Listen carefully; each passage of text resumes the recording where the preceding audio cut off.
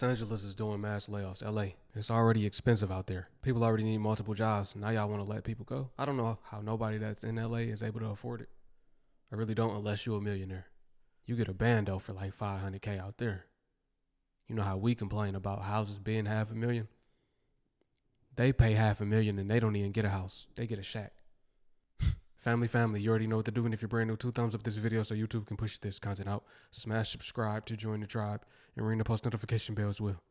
All right, let's get into it. I was fired yesterday from my corporate 6-figure management role for allowing people to occasionally work from home. Who works in tech that feels genuinely secure in their role at their company for at least the next. Point of this is if you got fired or you know someone who got fired, no amount of outside pressure or outside advice is going to get that person mentally to the place that they need to be. Okay, so everyone's complaining about how Los Angeles has some of the worst job market out there. There is so much stuff to unpack here, and we'll get to that later. And a lot of it's going to be coming from like the massive layoffs, the homelessness that's happening. I mean, LA's homelessness crisis is out of control. In fact, it's so bad that a lot of businesses are just simply leaving. You know, people are saying one thing with LA, which is like you pay record high taxes and you still have a massive homelessness crisis. I mean, people has been complaining about this for quite some time. Like, basically you spend billions on the homeless crisis and you have nothing to show for it. You know, if you spend billions on anything, like let's say a city, you could literally build dozens of skyscrapers in the middle of nowhere if you have billions of dollars. But for LA, they came and saw the homeless crisis, which is causing even the homelessness agency to resign and lay off staff. You know, I'm not really sure what's going on with LA, but partly the reason why is they might be pretty ineffective. And another thing is the homelessness agency also employs a bunch of people, which Los Angeles simply doesn't want to pay. And because this is sort of thing is going on, it's actually, you know, LA is kind of going broke right now. They're spending billions of dollars on homeless crisis. The whole entire city looks like a dump. And it's unreal. It's dystopian. If you've ever been to LA, it feels really dystopian. Now, one of the biggest things that's happening in LA is going to be hundreds of people that are going to be laid off, okay? This is some really scary stuff. Hundreds of layoffs are looming as Los Angeles declares emergency. Okay, they're facing $1 billion in deficit. Basically, the city overspent, and now they kind of owe $1 billion. There is like $1 billion gaping hole. They're planning to lay off over 600 employees and relocate a lot of that money to other sectors.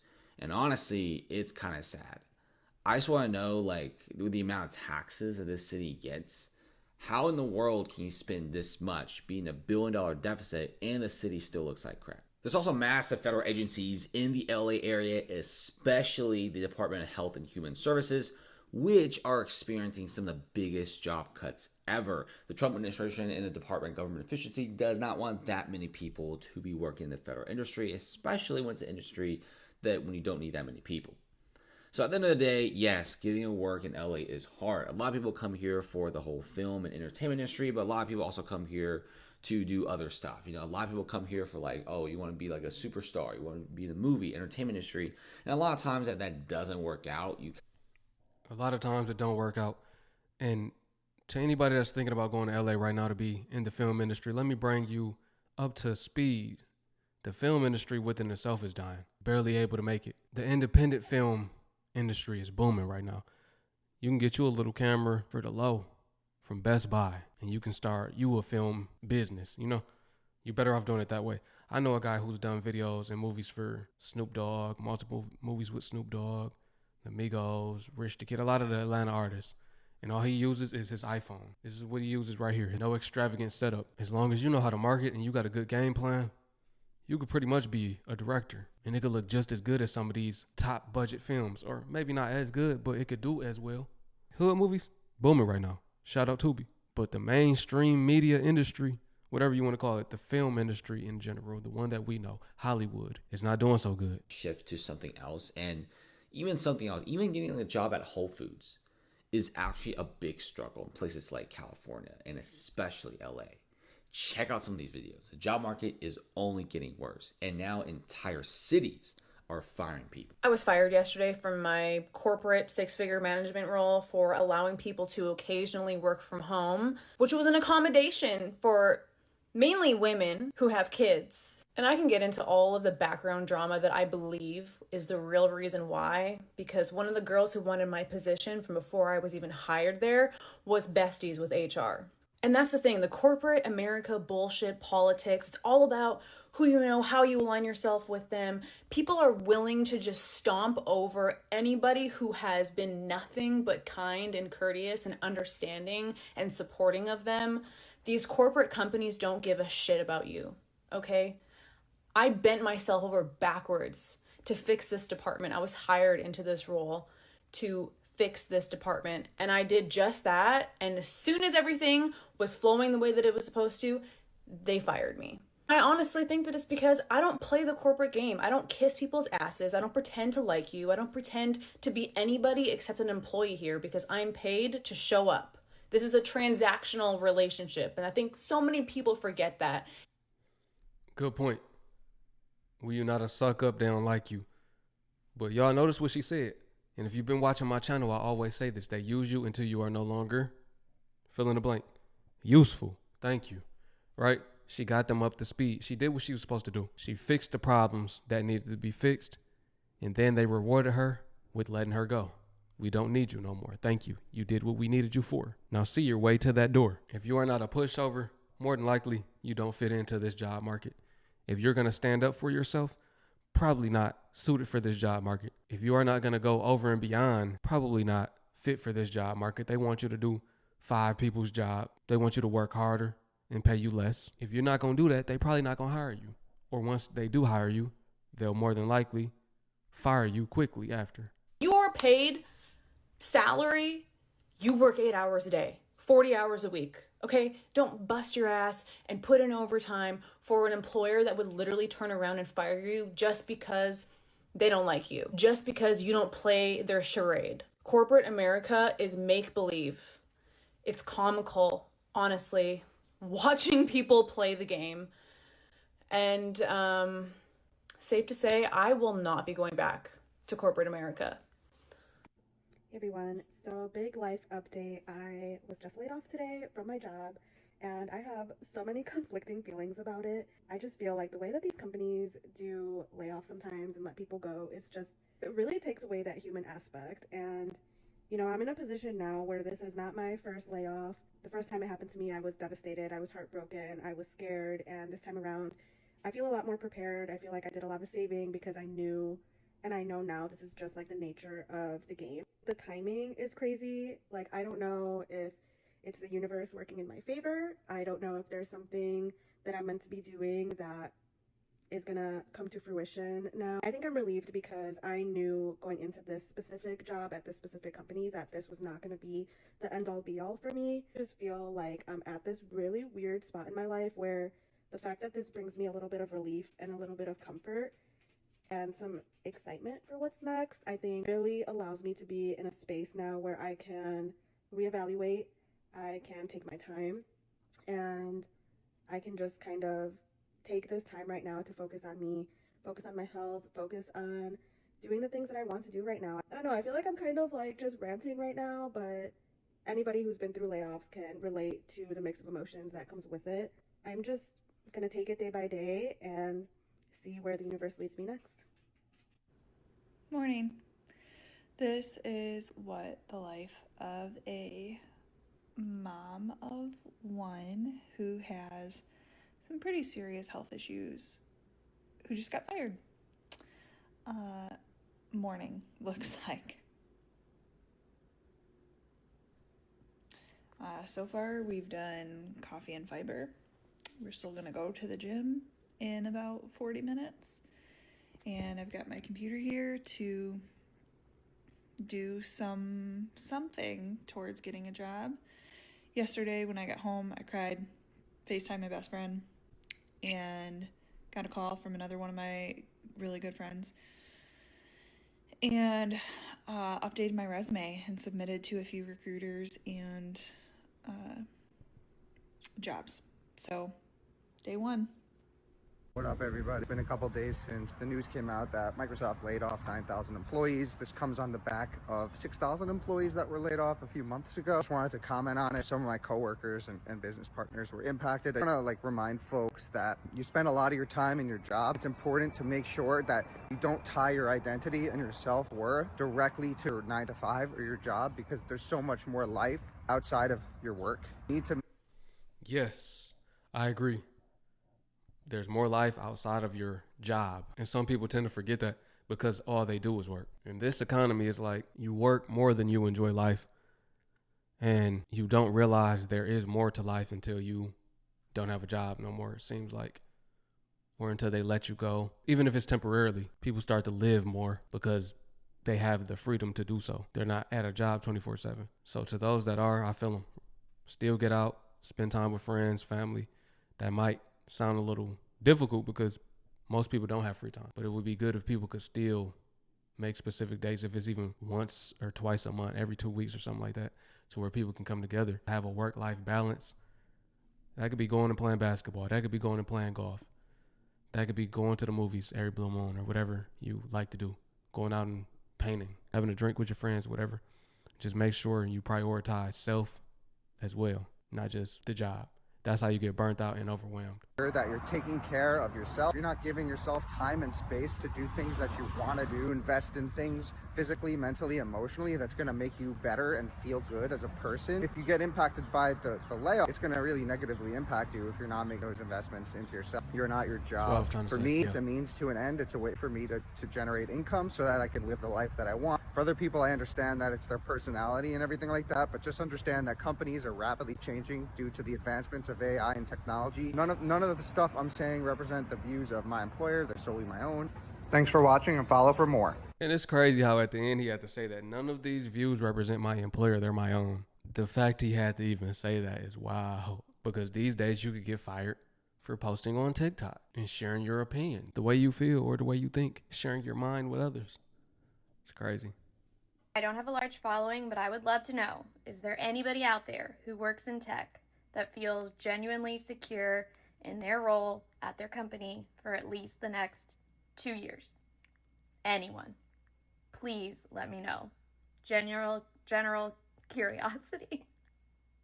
So it's been about 10 months since I've been laid off, and I've learned so much about myself during this time period. One thing's for sure is that I do not ever in my life, I don't care if hell freezes over, I'm not working a 9 to 5 job again. I don't desire that. I desire to build businesses and follow my passions and ventures and things like that. My main passion is music. I love creating songs that connect and resonate with people. So I'm continuing to flex that muscle, continuing to share out my music in the universe, TikTok, YouTube, whatever the vehicle is. I'm just glad to be connecting with other humans that get it. All right, I'm going to just say this. Everybody want to be a musician, but you know there's something called a struggling musician. Most musicians are struggling. So you got to find a way to monetize your gifts or your talent, your vocals, whatever it is that you're trying to get out there. With him is music. You got to find a way to monetize that. You have music and then you have business. That makes the music business. You have to know how to do both. Most artists don't know how to do both, though. That's why they sign with a label. And if you're an independent artist like most people, before they can get to the status of having a label, then you have to learn the ins and outs of the business side as well. That's the most important side. The game is 10% talent, 90% business, hustle, grind. And you just don't want to be another failed musician, struggling musician. Even the A-list mainstream artists, most of them struggling. They just make it look good. The labels give them money to make it look like they're doing better than they are, to keep up their image, the facade that they're painting to their fans and the listeners. At the end of the day, I want to stay true to myself. Like, I hated my job. I prayed so much for the opportunity to be able to make music full-time and content creation full-time. Quit that tech job that was just sucking the soul and life out of me. Boom, that happened. And it threw me for a loop at first. Like, I was all like, what the hell am I gonna do? How am I gonna sustain a living? How am I gonna eat, pay the bills? But the Lord provides. The Lord provides. Yes, He does.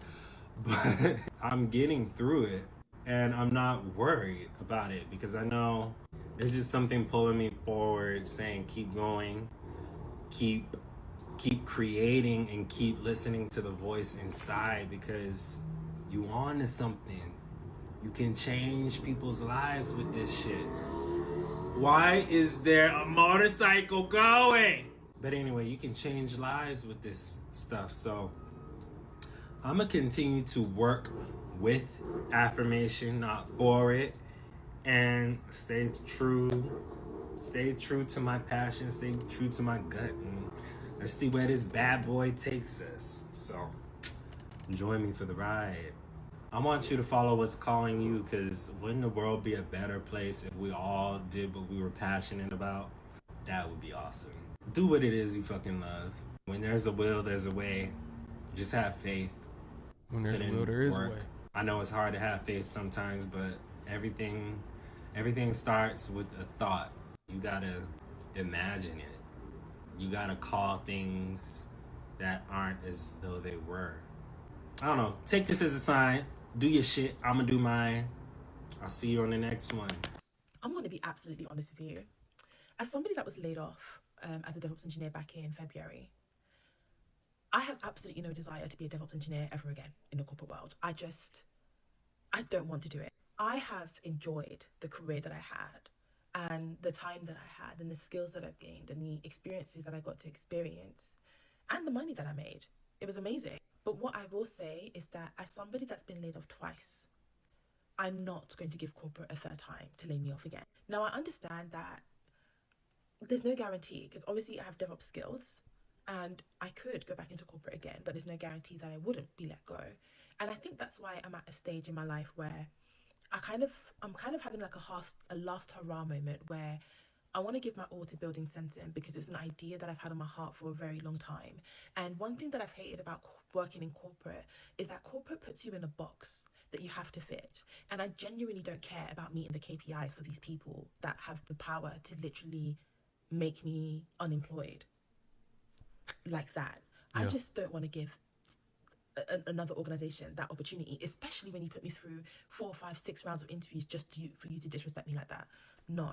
I'm at a point where I'm going to give my all, honestly, a last hurrah in terms of building Sensum and putting that out there, because that app is something that I really want to see living and existing and helping people, because it's an app I've always wanted for myself to support neurodivergent people. But once I'm done with that, if you see me and I'm not a DevOps engineer and I'm doing something completely different, mind your business. And being that I am one of hundreds of thousands of Black women that have been laid off and have been on the market for months, maybe even over a year, looking for a job. And if you don't believe me, you can just go on LinkedIn and look for yourself. I don't think that I'm in a position where I genuinely care anymore about staying in tech. I'm in a stage where I'm like, you know what? I just want to make my bank so that I can live the life that I want. If it's not in tech, if it's not me doing DevOps engineering, come what may. I don't know if there's anyone else that feels this way, but honestly, I genuinely feel like this founder journey is my last hurrah. I watched this video and the guy was like, he basically was saying we should just work enough to be able to fund the life that we desire, to do the things that we want. And that doesn't mean you have to be a millionaire or a 6-figure earner. It would be nice. But some people have desires just to be free. Go where you want, when you want. Some people just want to be free. They want their time back. Most people just want to get their time back. You don't need a lot of money to get your time back. You just have to make more than you make at your 9 to 5, or just as much as you make at your 9 to 5.